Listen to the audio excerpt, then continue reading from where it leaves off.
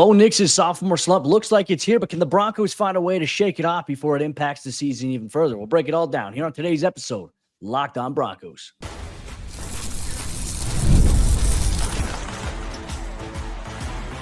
You are Locked On Broncos, your daily Denver Broncos podcast. Part of the Locked On Podcast Network, your team every day. The Denver Broncos dropped to 1-2 after a disappointing loss on the road to the Los Angeles Chargers. The hot start that Sean Payton wanted has evaporated, but can the Broncos find a way to rebound quickly? That is the theme this week. Welcome into a brand new episode of Locked On Broncos, your daily Denver Broncos podcast, part of the Locked On Podcast Network, your team every day. Thanks to all the everydayers out there in Broncos country. Thanks for making us your first listen, however you choose to do so. Win, lose, draw, we'll always have you covered here for post-game recaps and more to fill you in on everything that's going on with your favorite team. I'm Cody Roark, Broncos reporter for Mile High Sports, joined as always by Sayre Bedinger, site expert over there, predominantlyorange.com. And we have a disappointing, unfortunately, not a victory Monday, a disappointing Monday post-game podcast show for all of you here today. So we're going to go through Bo Nix's struggles on the road here against the Los Angeles Chargers and why it appears like his sophomore slump is a real thing right now, but how the offense imploded in this game against LA late in the fourth quarter. We'll go through the Broncos defense doing enough in the red zone for a large majority of the day, but not finding ways to sustain in the crunch time moments. And what are some of the Broncos' big picture issues right now that are plaguing them to start the 2025 NFL season? You'll get all that on today's episode of the show, brought to you by our friends over there at Mazda. Like our players, we sweat every detail because when you make every move count, pulling off the unexpected is only the beginning. Stay tuned later for highlights in this week's Moving the Game Forward, Mazda Move and Be Moved. You know what needs to move and be moved, Sayre? These disappointing losses that we've seen 2 weeks in a row. The Broncos lose on a heartbreaking field goal to end the game. And when you look at it at the end of the day, you look in the mirror, the Broncos have nobody to blame but themselves for this start at 1-2. When they had this game against the Chargers, they had an opportunity to go on the road and make a big-time statement win. They couldn't do it. The margin for error in the NFL is razor thin. We know this, but ultimately you asked your quarterback to go out there and make some big plays to win this game and just couldn't do it, right? I mean, obviously late in the game, the drive that the Broncos had that got them into range to potentially push the lead to 11 points over the Chargers. It was, it was the offensive pass interference. What do you do about that? Obviously, that's not your quarterback's fault, but ultimately forces you to kick a field goal. I think they could have gone up by 11 points, Cody, at that point. If they would have gotten a touchdown, they get first and goal. Great fourth down conversion by Bo Nix and Courtland Sutton on the drive. And ultimately, if they convert that into a touchdown, I think we're having a really different conversation about the game. We'd still maybe bring up at some point during the week, hey, remember Bo Nix missed the throws to Marvin Mims in that game that could have been 2 touchdowns. Ultimately, you get an opportunity, you don't take advantage, you kick a field goal instead. The Chargers, they go back the other way, they score. It's just missed opportunity after missed opportunity, bad penalty after bad penalty, and the margin is inches, as we saw in this game. I mean, 3 throws from Bo Nix in particular, you had missed to Marvin Mims, a flea flicker, great design, great execution by everybody except the throw, obviously. Then a red zone throw to Marvin, should have been a touchdown, wasn't on target. Courtland Sutton, 3rd and long late in this game, Cody. Obviously, he's got separation. He's wide open down the left sideline, and you didn't hit the throw. It's really frustrating because ultimately, what can you do? There's nothing that you can do other than sit here and talk about what we're talking about, which is Bo in a sophomore slump as the second-year quarterback in this league? Were the expectations too high? Did Sean Payton talk too much mess? There's so much going on here that's so frustrating for Broncos country. Yeah, and rightfully so. Look, and I understand fans are frustrated with Bo as well. I just want to remind folks, this is Bo's second year in the NFL. It's way too early to pull the plug. We've already seen that on Twitter. I'm not going to waste my breath talking about that too much on here. I think it's silly here. But yes, Bo has not played well so far to start the season. I think the Colts game, I thought he played well minus the interception, but this was a game where you needed more from your quarterback, and I think the situation, what really amplifies that is, Sayre, the Broncos defense, They give up a touchdown drive there to Keenan Allen. They tie the game at 20, and now you have an opportunity here in the final 2.5 minutes of this game to essentially go out there and lead a drive to potentially kick a game-winning field goal, or for Bo to lead a game-winning drive there that hopefully would have ended in a Broncos touchdown. And on that specific drive that you mentioned comes that 3rd down throw to Courtland Sutton. It's 3rd and 10. and he just floats it high and it's too far in front. Like that has been a little bit of an issue here for Bo. But here's the thing, Sayre, and I do think this is right now a sophomore slump, right? And I said it at the beginning of the show, the slump is here, but how can the Broncos get rid of it or make it go away so it doesn't linger for the rest of the season?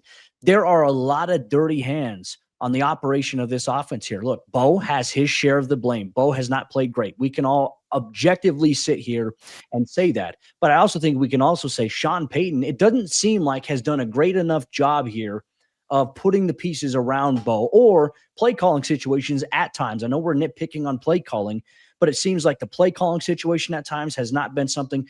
This does not look like the Bo Nix we saw as a rookie. You look at him, it looks like he's lost his confidence. I mean, he almost has no energy when the camera pans to him after a negative play. Something is going on with Bo from a confidence standpoint. So how can Sean and the staff get him there? I think that's a huge question here. And I don't think I'm wrong on that, but then again, that's my opinion. How do you feel about it? Yeah, I think it's really one of those things where you're almost nervous when he's dropping back right now because you just don't feel like there's any sort of flow to the offense. And I don't know that's all Bo Nix's fault, but at the same time, what we're asking him to basically be an elite golfer out there is what it kind of feels like. It's like you're rearing back with your driver and you're like, okay, I don't know where this ball is going to go. We're expecting it to go down the fairway, but you got to be pinpoint accurate with every single shot. It's like every shot has to be perfect or it's not going to be a good outing on the day, right? That's kind of what it feels like. It's like Bo is playing golf out there. And I think even Sean said something about him being a golfer last year. Maybe we'll have to look up that quote at some point, Cody. But I just do feel like right now it's way too much of, hey, it has to be pinpoint down the field. It has to be this done. There's no like, there's nothing happening where guys are creating yards after the catch, except in the quick passing game, which is just swings to the outside. There's no quick passing game. There's no short, intermediate bread and butter. It's really frustrating to watch because you feel like, yes, Bo has to hit these plays. And that is the offense that the Broncos run. But at the same time, there's nothing that is going on right now to build his confidence either, right? It feels like it's all just they're scraping and clawing for every single yard. It feels like Bo Nix said after the game, they're going backwards every time they have it. And that's what's most frustrating right now is that it's not that they're not executing easy stuff. It's that, man, there's no easy stuff. And the deep stuff down the field it's been there. But man, in this game in particular, you just miss those opportunities and you can't do that in the NFL. And that's where I think everybody's tension right now is coming from. Yeah, and look, it's the bread and butter stuff. It's the quick hitters. You know, one thing Bo is going to have to learn to do and take a page out of what we saw from Justin Herbert. There's times where Justin knows he's going to get hit. He stands there and he still delivers, knowing that he's going to get hit. And I don't know if that's just Bo trying to use his legs and be athletic and try to get away, but it's just that has not been a prevalent part of his game so far, especially in Sunday's matchup against the Chargers. It just seemed like there was this hesitancy to kind of stand and deliver. And granted, at times there was pressure coming from behind him and he would sense that.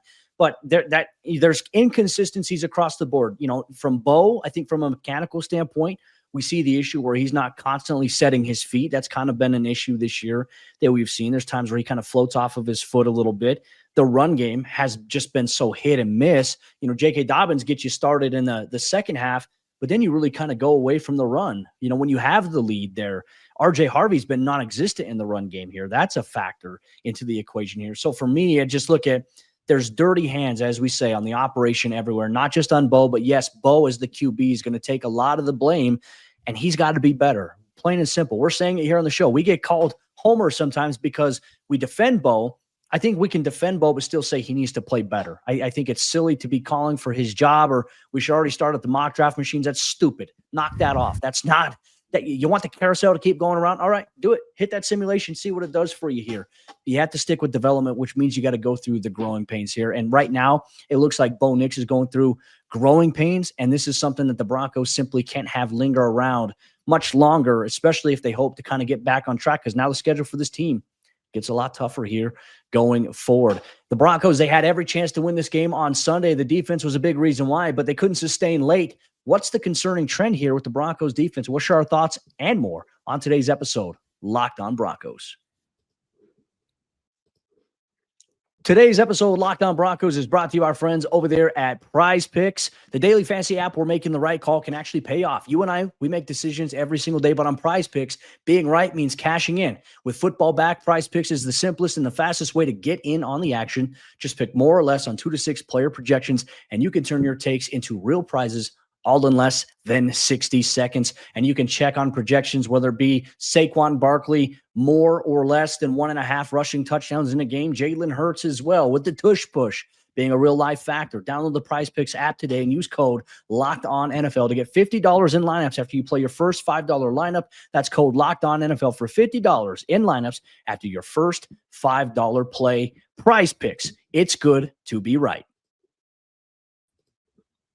Once again, the bend don't break mentality for the Denver Broncos defense did not work out in a close loss for the team. Obviously, we talked about how the offense didn't pull their weight, but the defense, they also kind of failed to come through at the most clutched possible time for the Denver Broncos. We're going to break it down. What went wrong for the defense in this game against the Los Angeles Chargers on today's episode, Locked On Broncos. But Broncos Country, look, your boys Cody and Sayre, you know that we got you. Win or lose, especially in the losses. Hey, we know that it's tough to swallow, and we want to be here enjoying this season together during the highs, but also being here for each other during the lows, right, Cody? So we appreciate all you everyday listeners out there that make us part of your day every single day. Let's talk about this tough pill to swallow, because the Broncos, they got to Justin Herbert 5 times in this game, Cody. Nick Bonito put on a bit of a clinic against Joe Alt in this game, which I wish we were talking a little bit more about that. The game-changing, game-wrecking ability. Great play by John Franklin Myers getting a sack on Justin Herbert as well. Ultimately, we don't get to talk about that stuff because Justin made some crazy plays in this game when he needed to the most and propelled his team to victory, which the Broncos obviously couldn't do. Yeah, right now he's got Sean Payton's number. I mean, the Chargers right now are kind of the new bully on the playground here. Yes, we've talked about Kansas City, and I think the Chargers here, they have a brand and they have a team around them that, you know, is led very, very strongly with Harbaugh and how he does things. But, I mean, you talk about a guy with poise. Justin Herbert had that. I mean, we talked about what Bo needs to start doing as a QB is being able to sit in those pockets. And you know you're going to have to take a shot. But if you can fire and get your guy the ball, I understand you don't want to necessarily get hit all the time. But Justin Herbert at times just hung tough in the pocket while getting hit hard by guys like Nick Bonito, Jonathan Cooper, Zach Allen, JFM, DJ Jones, you name it. Justin Herbert was getting hit by those guys here. 5 sacks, and which is crazy because you and I in our pregame show, I said the Broncos will win if they get 3+ sacks on Herbert. This should have come true, but unfortunately, here we are talking about another disappointing walk-off loss here where the Broncos defense gives up a field goal late. And there was a chance here late in this game where they tackled Marion Hampton for a 3-yard loss, and then all of a sudden I think it's 3rd and 12, and then on the very next play, you give up a 12 to 13-yard catch to Ladd McConkey, and then you almost give up a touchdown run to Hampton that gets shoestring tackled, luckily, to kind of save it here. This defense, I would say this, they're so aggressive. And through the first half, through the first 3 quarters, I was sitting there saying, you know what? Can't be mad at the defense because they were getting stops. They were forcing field goals. You know, they were doing a really good job at times getting Herbert and that offense off the field. But then it's like once you get into these late game situations, the Broncos have a lead in the 4th quarter. We've seen this story a million times. They implode. They can't sustain. And I would say one play that was kind of the negative that really kind of fueled this for the Chargers. There was a catch by Keenan Allen, and Talanoa Hufanga kind of suplexed Allen on that play. Not only was it a 10-yard catch, not for a first down, but it was plus 15 added onto that. And then Herbert made an incredible throw to Allen, despite escaping pressure from Zach Allen for a touchdown to tie it up. I mean, this was a big, gutsy performance by Herbert and the Chargers, and ultimately it was a gut punch once again for this Broncos defense that got picked on with some of the issues they struggled with last week against the Colts late in those inopportune times. That just frustrating, you know, because ideally you feel like the defense did enough to win this game. But once again, giving up too many plays late was problematic for them. Yeah, it really felt like there was too many lapses in the coverage late, especially we saw Omarion Hampton running free down the sideline. Once again, a running back coming out of the backfield multiple times in this game, Cody. I don't understand how that happens, or I don't understand why that happens. I know one time it was a double A gap blitz from the linebackers, and so obviously that was a busted coverage by somebody in the defensive backfield whose responsibility has got to be, hey, if the running back leaks out, you got to go get him. Nobody's out there, and it's just these big field flipping plays, the field flipping plays for this defense, ultimately that leads to this bend don't break. The Broncos defense has to figure out a way to keep defenses on the other side of the 50, right? When you're an offense that's struggling like this, you have to find a way to keep those defenses from getting past midfield consistently. I mean, yeah, field goals.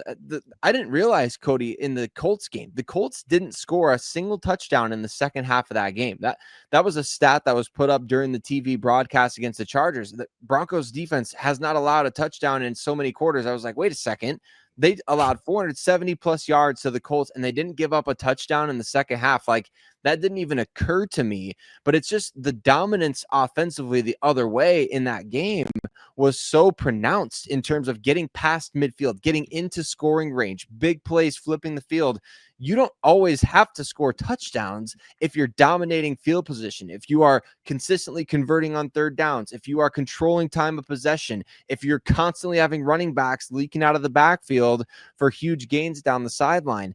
That stuff is frustrating for this defense. And obviously they played well enough, I thought, for the majority of this game to win. I think the offense failed to capitalize a chance to put the game away, put the defense up by 11. Hey, go pin your ears back and go get the ball.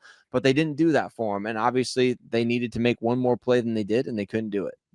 Complementary football does not exist with this Broncos team yet, right? And look, here's the point I want to drive home is this Broncos team has the pieces to be a good team, right? But Sayre, what do we say? Good teams find ways to win these types of games. The Broncos haven't done it. They're not necessarily the good team that I think that they can be just yet. They've got to find a way to overcome these hurdles. The close game narrative is obviously still very prevalent at this time. The can't beat teams with the winning record narrative is obviously very prevalent right now. But here's some other numbers defensively that are staggering. When you look at the tape and the comparison, the Chargers had 29 first downs in this game, Sayre, compared to the Broncos only having 9 offensively on their end. That is a massive disadvantage. Third down continues to be a problem in this Broncos-Chargers matchup, where last year Justin Herbert carved up the Broncos on third down. Same exact thing happened in this matchup here. 8 of 17 on a third down conversion rate there. That's not good here for the Broncos defense. But I think what's a little more staggering to me, 80 offensive plays here for Justin Herbert and the Chargers. The defense being on the field way too much here once again. That's a byproduct of some of these drives extending a little too long. But primarily it's because the offense is not doing anything with the possessions that they get. And a lot of that, I think, is compacted by the first quarter performance that we saw by Denver offensively. But Denver's defense did their job. I mean, Marvin Mims had 2 really great returns in this game, and nothing came of it. To me, that is frustrating. When you go back and you watch this tape, we're going to look at this saying it's the coulda, the woulda, and the shoulda. That's not something you want to be all season long here. So this is a nasty taste in the mouth of the Broncos. They've got to find a way to do it. But we're sitting here talking about all the things that went wrong, and we're not talking about the masterclass that was the Broncos getting 5 sacks here on Justin Herbert. Yeah, a lot of really good stuff from the pass rush in this game. Obviously, Nick Bonito, like we talked about, kind of had his way with Joe Alt. That'll be a really exciting thing to kind of break down on tape as well. But ultimately, you really want to see that stuff result in wins. You can get to Justin Herbert 5 times. That's a guy that gets rid of the ball quickly. That's a guy that reads the field and sees the field extremely well. He runs extremely well. So if you can get 5 sacks on a guy like that, man, you're expecting those to be game-altering, game-changing plays. But yeah, when you're going, 2 of 13 on third downs the other direction, you kind of wipe that stuff off the board. And penalties, like you mentioned, Cody, I mean, penalties just crushed the Broncos in this game defensively. Any momentum that they could have possibly had, man, it was just thwarted in that way. But the pass rush for this team, I think, is going to be the reason why they do get back on track. Obviously, you need that to really come through against a quarterback like Jake Browning, who I think has thrown 5 picks in his first 2 games, taking over for Joe Burrow. And obviously the pass rush affecting a quarterback like that. So you have to take advantage going forward of the situations and circumstances you're given. And everybody involved has to kind of rally at this point, Cody, and not let this sort of snowball downhill in the worst possible way. That's the number one thing. I'm glad you said that. You cannot let this snowball into something negative, right? You can't let Jake Browning, who looks rough since filling in for Joe Burrow, tough task to do, granted. He's struggling. You can't let him come in on Monday Night Football and light you up, and you can't lose this game at home. The Broncos, this is a must-win for them, because then they got to go on the road and they got to take on the Philadelphia Eagles, who look like just a juggernaut. Even though that they struggle, they have their own struggles there. That room for error, they seem to be in that position the Chiefs have been in for a handful of years, where they can make those mistakes and still find ways to win games. That's going to be a tough road test there. And then you got to go to London. Then you got to play the Dallas Cowboys, who you never know what you're going to get from those guys. And then you're going to get the New York Giants. We don't know exactly what that's going to look like. We're doing the postgame show, and we're hoping here tonight maybe Russell Wilson lights up the Chiefs and sends them to 0-3. That'll be the only saving grace here for us in week 3. But with that said, frustrating result here for the Broncos Country. We get the frustration here early in the season, but the Broncos, they're running out of room to make mistakes here going forward. But what about some of the bigger picture issues that we've seen from this team early on that must get addressed? Well, the Broncos already find themselves in a bad position divisionally, while the Chargers find themselves ahead of everybody else. How problematic is this for the Broncos' postseason ambitions? We'll break it down and more here on today's episode, Locked On Broncos.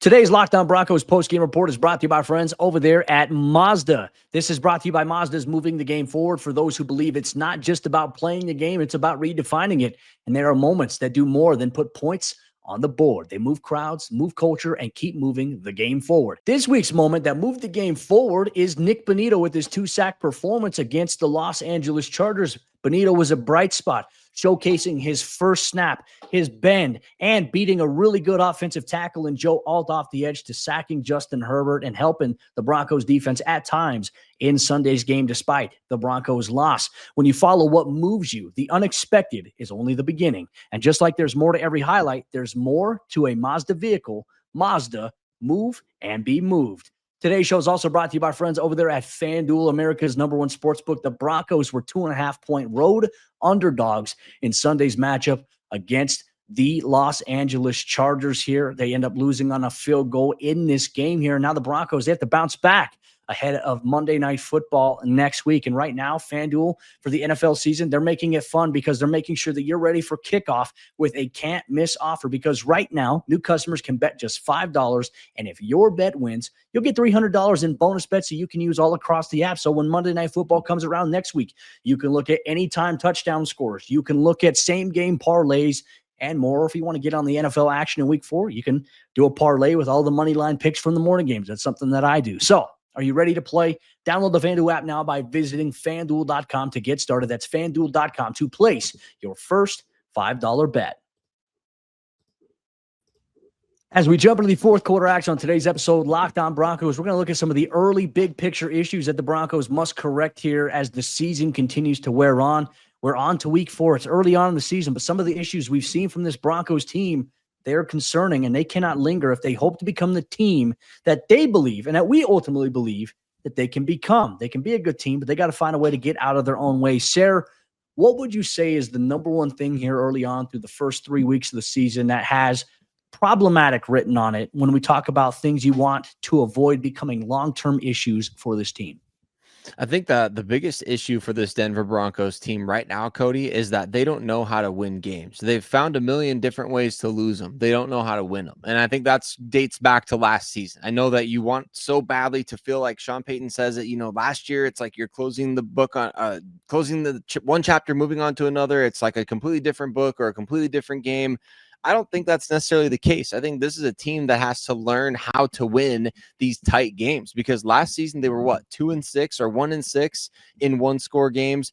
This year they're already 1-2 in one-score games, and so it's just not good enough. You've got to find a way to be better, and I know it's a long season. Don't want to be overreactionary, but 2 games that were very winnable for you, you found a way to lose those games as opposed to finding a way to win them, and I think that's a huge concern for a team that has the expectation of improving upon what they did last year, which is winning 10 games and making it to the playoffs. Yeah, and look, that narrative is going to be very loud. There's a lot of detractors, and there are a lot of critics of the Broncos right now that they're sitting there and they're saying, hey, look, we're right. And if you're this team, I understand you want to tune out the outside noise, but at some point you have to put your foot down and say, we have to figure out how to buck this trend here. If I'm going to speak maybe metaphorically here, this has definitely been a frustrating start to the season, Sayre. And look, we even have people, I'll say this, I've even gotten mentions. People are saying it's the media's fault. It's us in the media. It's us that do these shows. Yeah. It's also our fault for how things are going because we created hype around this team. Let me tell you about how it really works. We see the moves that this team made. We talk about the deficiencies and where the team was certainly at last year, what they needed to do to improve, to take the next step, how you could help Bo Nix. We talked about all these things, right? And those things have to like transpire. They have to play out on the field. And that hasn't happened here with this team. So we always tell fans what we see, but then it's our fault somehow. So I don't understand that one. I'm not going to agree with that. I will say, and I think anyone can see that this Broncos team has a lot of potential. Yes, there's been so much hype surrounding them. Maybe they have been listening to it a little too much. Maybe not, though. But they have to find a way to start playing up to the potential in which we know that this team can be. They have the veteran guys.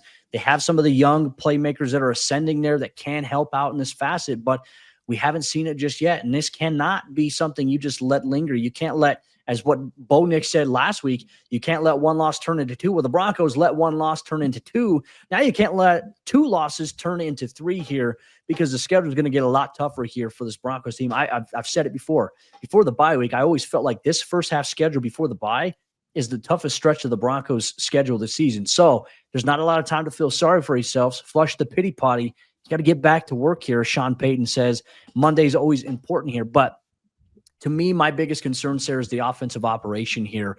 It doesn't look like anything meshes or makes sense. It looks like everything that they do is to try to be fancy or cute. You talked about a little bit about these longer developing passing concepts. Well, when you're allowing pressure, it's forcing things to break down a little bit. It's forcing Bo Nix to not trust his feet, and we're seeing those mechanical issues kind of carry forward here. The offense, they have an identity, Sayre, and it's offensive. It's very offensive to what we deem production-worthy football. This has to improve. The offense can't keep doing what it has been doing so far for the last handful of games. It simply cannot sustain, or else this is going to be a long and miserable season. Right. And this is the same type of conversation we were having exactly at this point last year, right? Obviously, at this point last year, it was the Bucks game, I think it was, and the offense kind of took that step forward in that particular matchup. But at the same time, through the first 3 weeks, we were having the same talks. Like, this doesn't look like it's going to be able to come together. It's very disjointed. Bo Nix at this point last year still hadn't even thrown a touchdown pass. It just looked like everything was very, very hard. And we've also talked about Sean Payton's struggles in the month of September. Like, at what point does maybe there's a reason for that, right? I mean, I know things can heat up as things get going along, but like, if something is consistent for multiple years of sample size, and we're talking about, more than a decade back into New Orleans, the time of September being a struggle for Sean Payton, maybe the issue is that, hey, you're trying to maybe do a little bit too much, or you're trying to do too much all at once instead of, hey, let's run some simple stuff. Let's run some basic stuff. Let's execute well. Let's do little things well. There's a saying in leadership, Cody, that says, you can either do a lot of things and not do them well, or you can do a few things and do them extremely well. I think that when you look at the Broncos right now, they're trying to do a lot of things and they're not doing a lot of things or really anything well. If they would focus on doing a few things extremely well, we've seen, man, when they focus in and they start doing the bread and butter stuff, they can really run the ball. They've been able to do that. They can really execute certain things, but man, they're just trying to do too much right now. And it's leading to penalties. It's leading to weird stuff like offensive offsides. Like, I mean, that kind of stuff procedurally should never happen. And so you have to ask yourself, why is stuff that should never happen happening? Is what we're doing too hard for these guys? And so I don't know. I mean, you tell me, Cody, because I've never played in an NFL offense. I have no idea. I don't know what's going on out there, but it's just frustrating because you want to see this team hit the ground running. And unfortunately, they've done anything but. Yeah, we know Sean's offense is very complicated. Players have not been shy about talking about that, but this doesn't look anything like some of the flashes of what we saw last year. And once again, I want to go back to it. Bo doesn't look confident right now in terms of how he's playing. And you can kind of sense that from that. Like last week against the Colts, I thought Bo had pretty good confidence. I thought Bo played relatively well, but then he regressed here. Like we're not seeing that consistency factor step in. And it doesn't seem like there's confidence in Bo and some of the stuff that is happening from a personnel and all the guys coming in and out. Like you're not establishing rhythm. You're trying to be too cute and too fancy. I think that's a valid critique here on Sean Payton's offense. And I think there are valid questions here. Now, I'm not going to sit here and say, okay, hey, Sean should give up play calling. But at some point, we have to, if the trend continues, we have to ask ourselves, is he just too laser focused on it to where it's causing him to lose sight on the other things that are going on around the team or within the operation? I think that's a valid question to ask here when we talk about big picture stuff. But maybe one final thing here too, Sayre. The defense, once again, we love the hyper aggressive nature of it, but it's starting to remind me a little bit like a rubber band, right? What happens if you just keep pulling a rubber band and stretching it for a while? Eventually, what's it going to do? It's going to snap. I mean, it is. It's just going to smack you right in the face too. That's what I hate about rubber bands, Cody, is they smack you right in the face no matter what. When you snap one, it snaps you right in the face. This happened last year, and we can say, okay, hey, Riley Moss went down, and this happened because of that.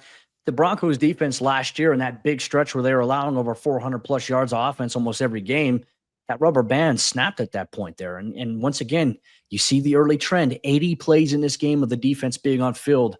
That's going to lead to that happening sooner rather than later. So you have to find a way to buck this trend and move forward here. If you were this Broncos team, a lot of questions right now. Not the hot start that Sean Payton wanted. The sophomore slump feels like it's here. Can the Broncos find a way to shake that off before it impacts the rest of the season? That's the mystery here. Broncos Country, we know you've been asking a lot of questions about Dre Greenlaw. Tomorrow, you're going to get a bonus episode where you learn everything about the timeline of Dre Greenlaw, from the injury that initially happened in April, what's happened with the team, and why is there some confusion from what we're reporting in the media to what we are seeing with Dre Greenlaw and all the events that transpired. You're going to get the Dre Greenlaw reveal on tomorrow's episode, Locked On Broncos.